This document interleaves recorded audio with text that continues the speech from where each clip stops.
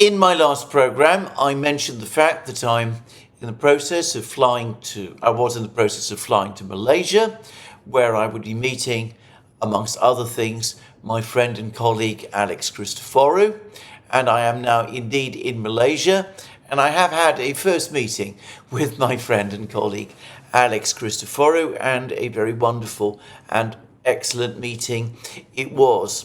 It is also the case, however, that I've had a 13-hour flight.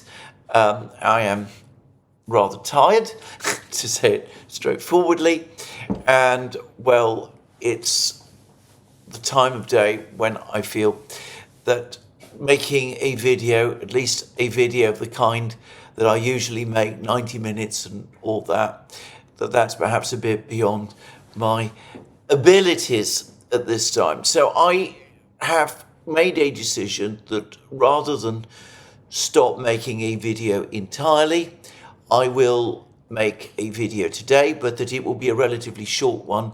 It will be essentially a rundown on the news, the most important events which have been taking place in the news over the last 24 or so hours since my last video was made. So, briefly, I am going to start with President Zelensky. President Zelensky of Ukraine has been in the United States. He's visited the shell production factory in Scranton. He's made all kinds of comments about his victory plan. He's been suggesting to various parties that this is essentially the last chance for Ukraine. It's a make or break moment. I think that's not a misleading way to describe what he's saying. He's basically saying, if you go along with my victory plan, then we will win. But if you don't, then we will lose. It is as stark as that, according to him. And as reports in places like Bloomberg and elsewhere have basically told us, when you actually strip down and look at what Zelensky's victory plan amounts to, yes, he does want permission to launch the missiles deep inside Russia. Yes, he does obviously want more weapons. He always wants more weapons. He wants more money. He always wants more money. There's never going to be enough weapons or enough money to satisfy him, if only because there's never going to be enough weapons or enough money to win the war. But in practice and in fact, if you go down to the real essentials, Zelensky's victory plan is essentially a plan which requires the West to agree that Ukraine join NATO pretty much immediately, that it name the date whereby Ukraine will be a member of NATO, and that by that date, according to that plan, no matter what happens, presumably, Ukraine will be a member of NATO, at which point Article 5 will take effect. And Zelensky has made it quite clear, despite certain comments that have been made by some people, that in that event he expects Article 5 to extend to the entire territory of Ukraine, that he at least has not wavered in any way from his insistent demand that Ukraine must recover in its entirety all the territory with which it became independent in 1991, including Crimea, Donbass, Zaporozhye, Kherson, all of it. And that is basically his peace plan.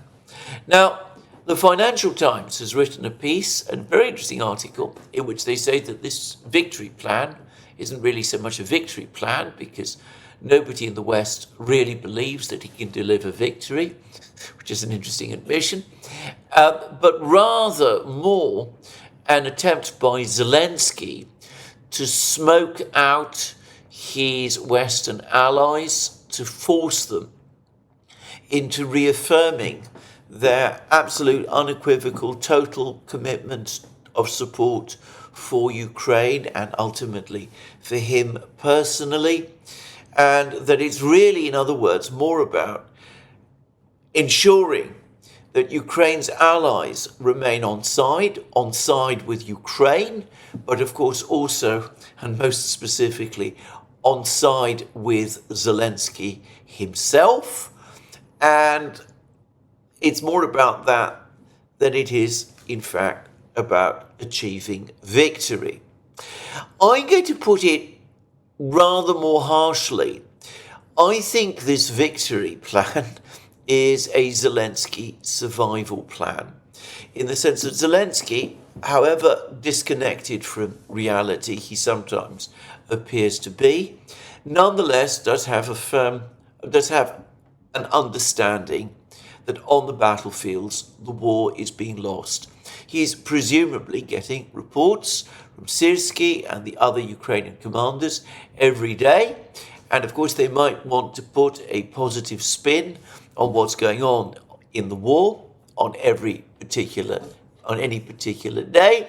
They might say, for example, that if the Ukrainians have been forced to fall back near Vuhledar, or if the situation in Kursk region is not as good as it once was, well, that isn't anything to worry about, because the Ukrainians are counterattacking in one place or holding firm in another, and that the situation is under control. I am sure that Zelensky, who comes across as a volatile person, there was a report in Bloomberg some months ago about Zelensky screaming at his generals. I am sure that most of the reports that he gets are of that kind. But even he must have started to notice by now the inexorable advance of the Russian army westwards. And even someone who really does want to shut himself off completely from reality must be aware also that supplies of Western weapons are dwindling, that the manpower situation that Ukraine faces is critical, and that the Russians are continuing to advance. So I think that Zelensky understands this, at least he does so at some level, and what he really wants is to remain politically in charge of Ukraine. He wants the West to continue to support him, and he's come up with his victory plan, which is not so much a plan of Western support, reaffirming Western support for Ukraine, but rather a plan to get the West to reaffirm its support personally for him. That will mean that he no longer has to worry about potential coups in Kiev, because nobody in Kiev is going to start a coup if they believe that the West will oppose it. That is a certainty.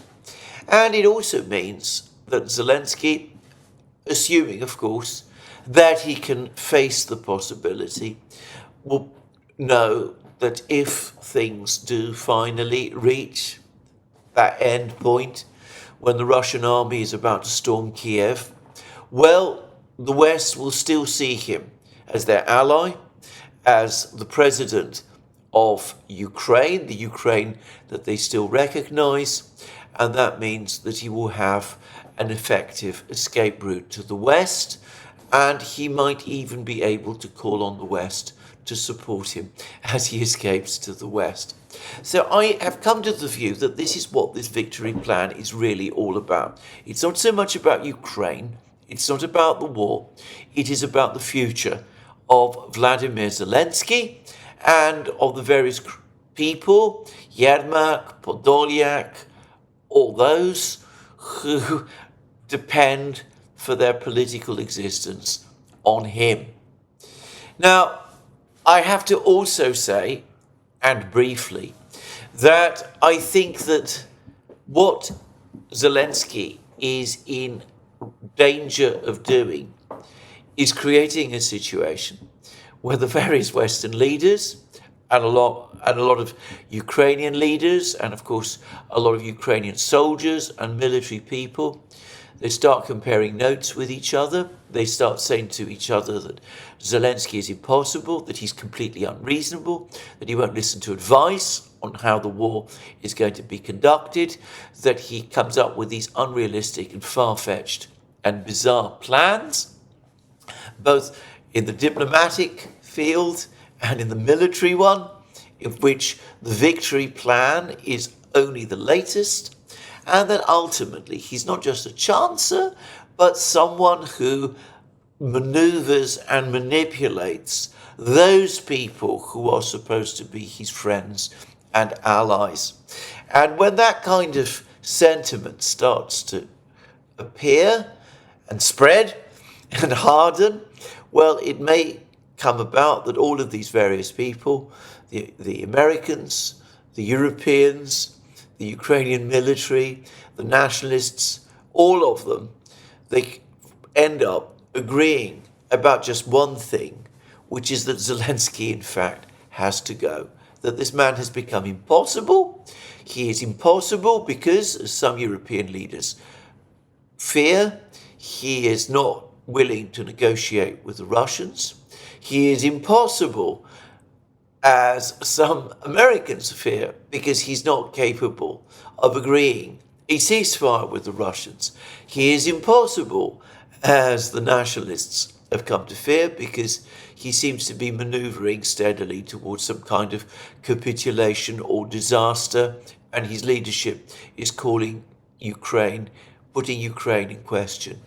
And he's impossible, as the military will feel, because he gives them irrational and illogical orders that they cannot fulfill, orders that are driven mostly by the needs of Zelensky's own political situation at any particular point in time. Now, if all of these people come together and decide that Zelensky must go, it's possible that they will have become so exasperated with him that they won't worry any longer about any long-term effects on Ukraine, because the importance of getting rid of Zelensky simply overrides all other considerations. Now, I'm not saying we are quite at that point yet, but as I've said in various programs, we are in an end game in Ukraine, and I am starting to think that Zelensky himself, or to be more precise, his future, is a part of the end game. Certainly, his comments whilst he's been in the United States have a aggressively demanding character that must grate on many people. Basically, he insists that the whole conflict in Ukraine, of which he is such a major part, is part of some great existential struggle in which even the survival of the United States itself is somehow at stake. And I wonder how American officials and American politicians, most of whom, of course, are very sympathetic to Ukraine, quite how they feel about being lectured by somebody like Zelensky on points like this. Anyway, there we are. That's my view about Zelensky's peace plan. Now, on the battlefronts, and as I said, I'm making a rapid fire video today, we see that his victory plan has no prospect at all of being implemented because the situation continues to deteriorate and go from bad to worse. 2 days ago, I discussed the fact that the Russians had launched a major missile strike across the entire territory of Ukraine. They've apparently been launching more such attacks over the last couple of hours. I don't have the exact details. I've not been able to track them. But what is indisputable is that the Russians are continuing to advance right across the contact line. Now, we've had some very dramatic news over the last 24 hours from Vuhledar. It seems that the defences to the east and west of Vuhledar have collapsed, that the Ukrainian soldiers who were trying to hold on to the coal mine South Donbass number 1 have been defeated, that the Russians have been able to advance and cut the main supply road leading to Vuhledar, the last remaining supply road leading into Vuhledar itself, that Vuhledar is in fact encircled, and that the men of the 92nd Brigade, the brigade which at one point it looked as if Ukraine was going to withdraw, anyway, the men of the 92nd Brigade are still in Vuhledar, and they are starting apparently to worry that they're going to meet the same fate that the Azov Brigade met with in Mariupol, abandoned in a situation where they are encircled by the Russians and put in a position where they're given only one choice: to fight to the death or to surrender. And there are reports, there are claims that the Ukrainians are now finally, at least the men in the area in question, in Vuhledar and in the surrounding villages, are now about to take the decision into their own hands and are going to retreat from Vuhledar without waiting for orders from Kiev. Now, I say that's of course what happened in Mariupol. The Azov Brigade surrendered without first getting orders from Kiev to do so. On the contrary, Kiev had been repeatedly telling them to go on fighting. It looks as if the 92nd Brigade is not prepared to be put in that position, and it looks as if they are preparing to withdraw en masse to the extent that they can from Vuhledar, in which case Vuhledar is likely to be abandoned to the Russians at some point over the next couple of days, perhaps this week, in which case the Russian advance on Kurachovo will have gained another axis. The Russians are already attacking Kurachovo from the east. They captured this prison building close to Kurachovo, pushing westwards from Krasnogorovka, which they captured a short time ago. They've captured the village of Gostre, which is also located to the west of Kurachovo, and they're pushing towards Kurachovo from the south through the village of Maximilianovka, which lies to the west of Marinka. And, well, if Vuhledar falls and the surrounding villages also fall, then the Russians are in a position to advance towards Kurachovo from the southwest as well. And at that point, the risk of a complete encirclement of the Ukrainian forces in Kurachovo becomes very real. We will see what the Ukrainians do. Anyway, elsewhere, in what I think we can justifiably call the Pokrovsk direction, the Russians continue to advance, apparently, in Selidovo. They are now it is universally acknowledged that they are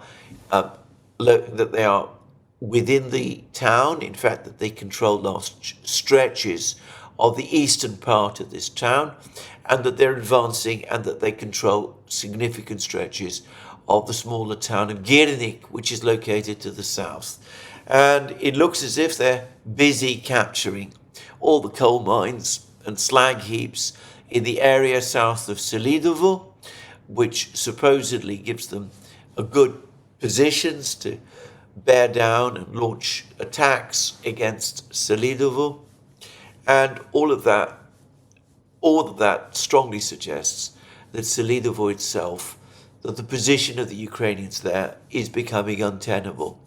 And if one go further north still, to the Novogrodivka, Grodivka area, well, it's now universally, well, not universally, it is now largely acknowledged that the Russians are in control of the village of Krasny Yater, which lies to the north of Kruty Yater.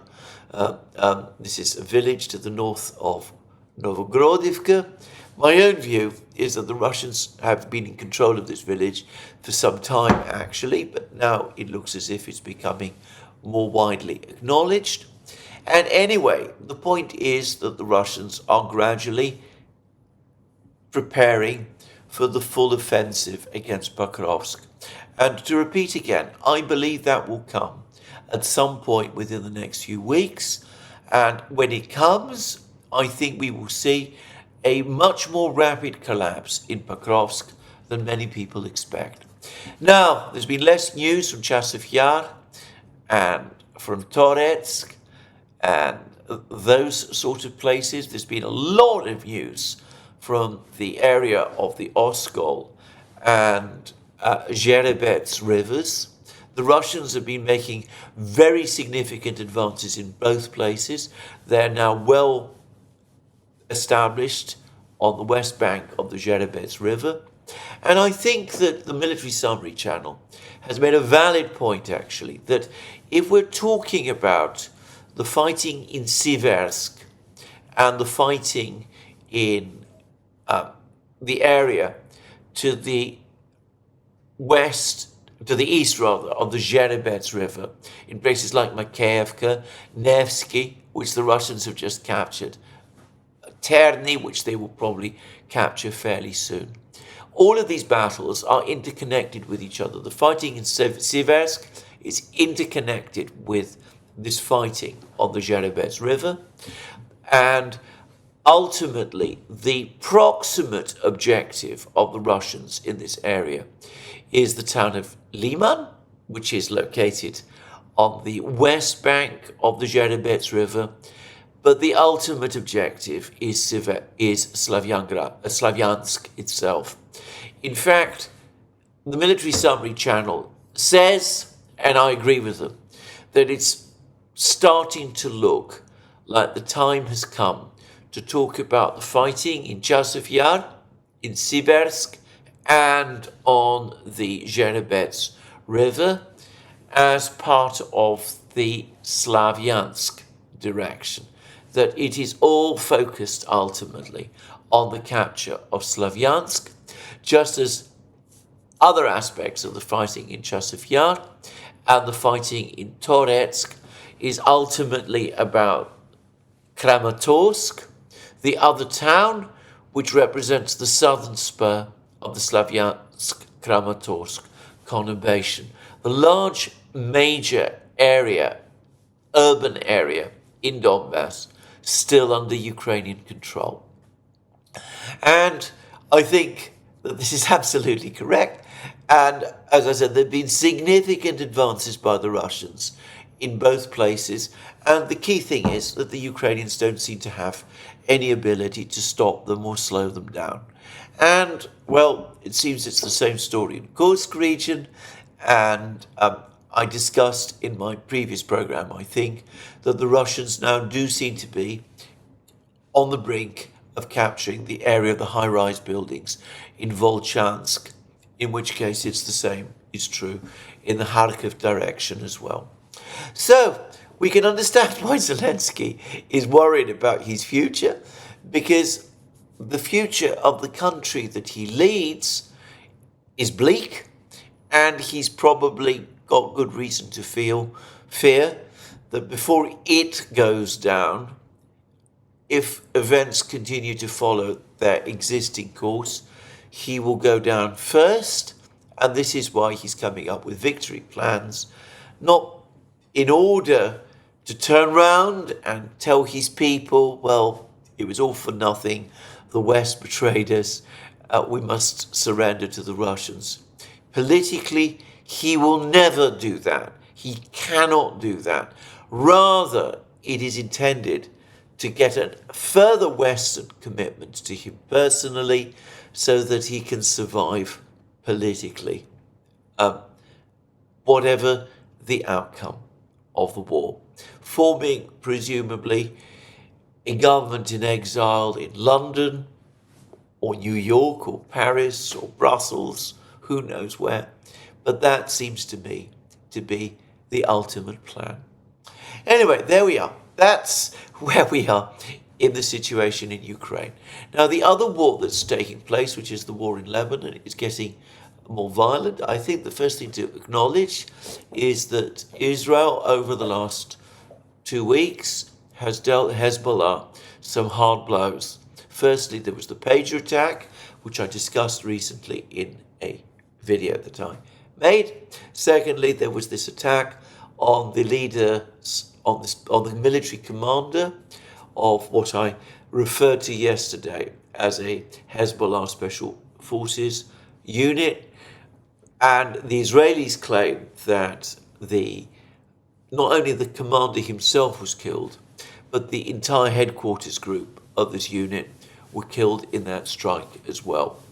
Now, I think it is fair to say that these attacks have indeed shaken Hezbollah, and they have shaken confidence to some extent within Hezbollah in the military competence of Hezbollah's leadership. The military leadership of Hezbollah gained a very strong reputation after their successful defense against the Israeli offensive that took place in 2006. And maybe, just possibly, despite having fought long and hard in Syria and gained, one would have thought, extensive military experience there, maybe that has made them a tad complacent. Certainly their communications discipline doesn't seem to be what it might be. And the fact that the Israelis appear to know where to target their leaders, or at least their military leaders, assuming, of course, that the Israeli claims are true, and Hezbollah has admitted to the death of the senior commander, though they've not discussed whether the staff were also killed with him. But anyway, the fact that the Israelis are able to carry out these targeted strikes must be shocking for many people within Hezbollah. It demonstrates that the internal security of Hezbollah is not as tight as perhaps it once was, that the Israelis, or perhaps the Western powers, have managed to infiltrate into the organization. Perhaps they've planted agents inside it, perhaps they've cracked its codes, who knows? But anyway, it is not a good look.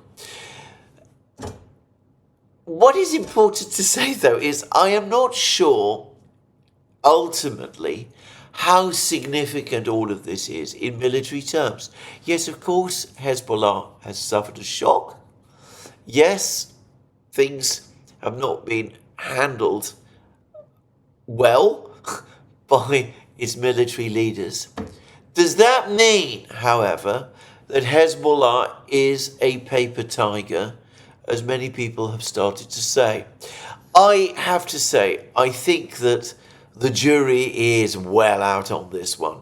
I would guess that if there was an Israeli all-out attack on Hezbollah, many of the problems that we've seen would probably fall away, because I suspect that some of the ill discipline and some of the murmuring against the leaders is precisely because they are drawing back and not launching that all-out attack on Israel that many of the junior commanders and soldiers, fighters within Hezbollah appear to yearn for. Anyway, we'll just have to wait and see what happens. Now, Hezbollah did launch a missile strike following the Israeli attack on the building where the chief of staff, the chief of this Special Forces unit was located. That missile attack, well, again, there's lots of controversy as to what exactly it achieved, but the follow-up was a massive Israeli bombing attack on on Lebanon, by the Israeli Air Force, the biggest, apparently, that Israel has conducted against Lebanon since the 2006 war. A massive strike, in other words. How much damage it has actually done to Hezbollah, again, I'm not in a position to say.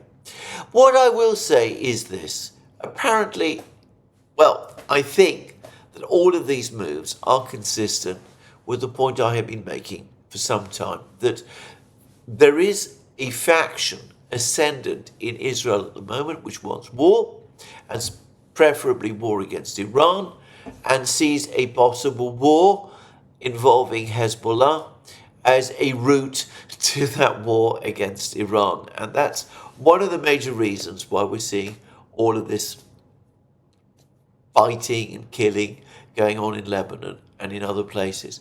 By contrast, Hezbollah itself and its Iranian sponsor are not keen on a war. They are aware that their defenses are not ready. They don't have a political strategy of what to do with a victory, assuming such a thing were possible in the war. And besides, in the case of Iran, they don't want to jeopardize the very real and significant diplomatic and economic gains that Iran has achieved over the last 2 years, which of course include membership of the BRICS. So we have this tension, and the Israelis now are continuing to bomb Hezbollah, and apparently within Hezbollah itself, pressures on the leadership from the grassroots to ignore Iranian warnings and to go in all out. Apparently they're growing, with growing anger within Hezbollah, that the leadership instead continues to pull its punches. So I have to say this is a dangerous game, and sooner or later I think there will be an all-out war between Israel and Hezbollah. And as I said, I suspect that when that happens, many of Hezbollah's problems will start to fall away. But we also getting reports, once again from the Financial Times, that the United States isn't keen on this war. That supposedly it has given advice to the Ukrainians not to launch this war against Hezbollah. And apparently there's been some rather sad film of a cabinet meeting in the United States. The president himself apparently was unable to control the meeting in the way that one would expect. He's supposed to have had to rely on his wife, who is not, of course, formally a member of the government. Just saying. I haven't seen this video, so I don't know. But that's the reports that we're seeing. And given how weak, if these reports are true, the American government appears to be, well, we can understand why Hezbollah is why Israel is intensifying its operations against Hezbollah. It is taking advantage of the opportunity which the weakness in Washington is giving it in order to shape the political situation on the battlefields. Now, I'm going to make two observations. One, I've made it before in several places. I think this is a mistaken policy on the part of Israel. I think the Israelis, as they have repeatedly found, in Gaza recently, in Lebanon during the 1980s, the battles of the 1980s, and again in 2006, I think the Israelis are at serious risk of biting off more than they could chew, that they expect swift and easy victories against increasingly well-organized and determined foes, and I don't think that they will get the easy and quick victory that they imagine. They didn't get such a victory in Gaza, and I don't believe they will get one in Lebanon either. So that's the first thing I will say. The second is that, well, once again, it highlights the extraordinarily difficult decisions that the United States is going to have to make. Because the Americans currently are hosting President Zelensky, who's come with his victory plan. I've discussed in detail what that is. He's coming with demands for unlimited weapons supplies. But every American official who treats with him must know that if a big war starts in the Middle East, inevitably it will be Israel, not Ukraine, which will have to take priority. And Ukraine will be left having to husband and eke out whatever it can from whatever it is provided.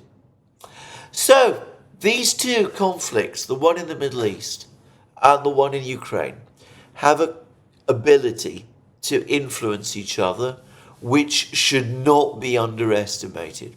I think the Ukrainians understand that, but I also think they understand that there is very little they can do to control the situation. Well, that, it seems to me, is a brief, factual summary of where we are today. Zelensky manoeuvring for survival. Politicians manoeuvre for survival all the time. He is just a politician at the end of the day, though it must be said an unusual one, and his plan for his survival is extremely unusual and for that reason most unlikely to succeed. And in the meantime, even as all these maneuvers take place in New York and Washington and Kiev, the Russians go about their business. They continue advancing steadily westwards. They don't let themselves be thrown off balance or put off by whatever it is that the Ukrainians get up to. One gets the sense that the Russians have, well, basically lost patience with Zelensky and his cunning maneuvers, and they've made a decision that what they need to do is just get on and win the war. That's my own view anyway. So that's one conflict, and the other conflict in the Middle East, growing in intensity all the time. No real sign of a diplomatic breakthrough. There's been more votes in the United Nations, which ought to be getting far more attention than they are. Votes that want, for example, an Israeli withdrawal from the West Bank as well as from Gaza. The Israelis show little sign of paying any attention, and the Americans are far too immersed in their own problems to address this issue as seriously as it needs to be. And besides, their foreign policy is largely shaped by pro-Israel hardliners anyway. So it's difficult to see any American government changing course. And these two conflicts, perhaps sometime next year, are going to be seen, I think, as twins. They complement each other. The fact that the United States has proved unable to sort them out is going to be a huge headache for whoever becomes president in November. And well, we'll just have to wait and see how it plays out. So a short video today. Perhaps later this week, the longer videos will be back. I can guess that some people will be pleased and some less so, but there we are. But anyway, for the moment, that's all I'm going to say. Let me remind you again, you can find all our programs on our various platforms, Locals, Rumble and X. You can support our work via Patreon and Subscribestar, links under this video, and also go to our shop. And last but not least, if you've liked this video, please remember to tick the like button and to check your subscription to this channel. That's me for today. More from me soon. Have a very good day and speak to you again soon from Kuala Lumpur.